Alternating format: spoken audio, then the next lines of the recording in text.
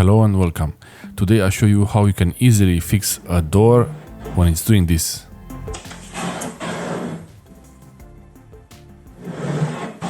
This means that the door got lower either because of being worn out or if it was installed too low from the beginning. There is an easy way to fix this, but first I want to show you how it looks like. Those are the hinges. They're pretty hard to remove from here, so that's a bit difficult. But as you see, there is a bit of space on top of the door. This is really important to see the space there, because that's how much space you have of how much room you can lift the door. You need to lift the door. So to lift the door, you just need to install some spacers between the hinges here, between each one. So how you could do this? You just lift the door, and when you lift the door, you will remove the top part of the hinge and then place a spacer in between them. This is the door removed. It depends on how heavy the door is. You could do this alone, or you might need someone to help you. And once the hinge is open, you can easily see where the spacer would go. These are the hinges of the doors. Yours, they might be different, but the idea is always the same. When the door opens like this, you can lift it and open it. That's when you can do this easily.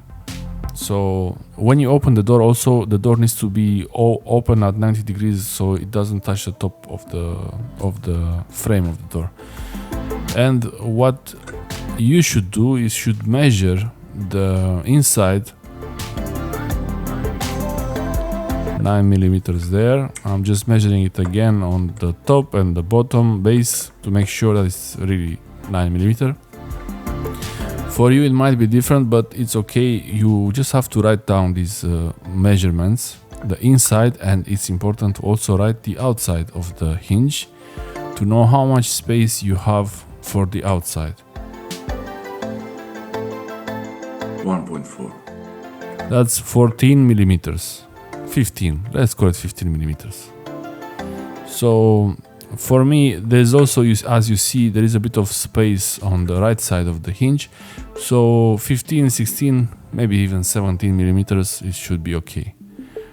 So yeah, that's it.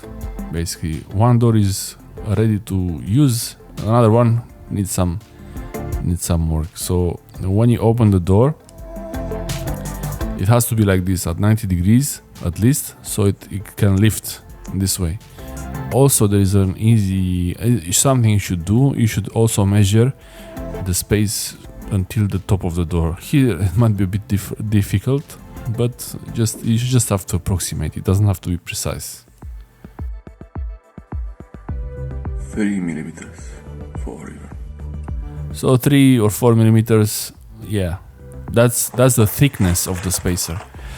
And the spacers I got, they look like this. Yours might be different, but what's important is the material. They should be yellow brass.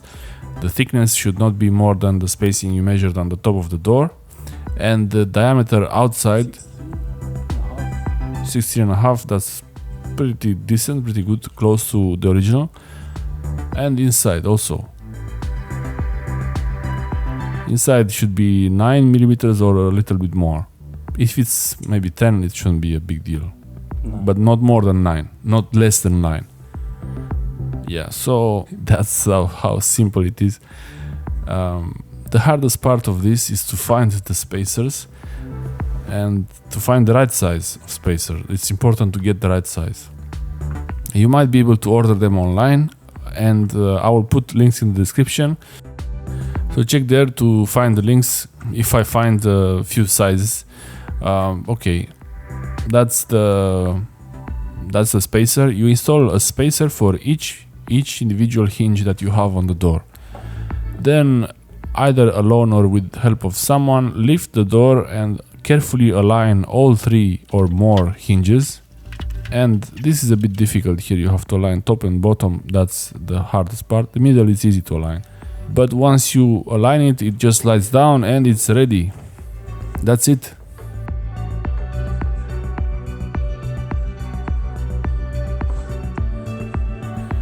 if the hinges were too big, the outside diameter was too big, they would not fit between the door and the frame. You see, that's why it was important to measure that also. And this is another door. Now I really know how to do it, so it's pretty easy to do that. Just aligning the door. This is actually the hardest part, aligning the door to put it back. And this is the door that was actually really bad, and it was touching the floor, and it was very difficult to open and close. And now it's ready. You see, there is still a bit of space on the top, which is really good. It should be like that. And all hinges, each one, they have their own spacer. It's important that it's a brass spacer because this gets worn out itself, so you just change the spacer later. You don't have to change the hinges. The wear is in the spacer. And trying to close the door, it's really smooth. It's straight, great, perfect. And the spacers, they look just like they were there from the beginning. And it closes really smoothly, opens really easily. And you can even see that on the bottom, on the lower side of the door, there is some space. That space is actually how thick was the spacer, the washer, brass washer, spacer. I don't know how they're called exactly, but if you go to your local shop and you ask for a door spacer for the hinge, they will find it for you, or check the links in the description. This one didn't really need it, so I might remove it.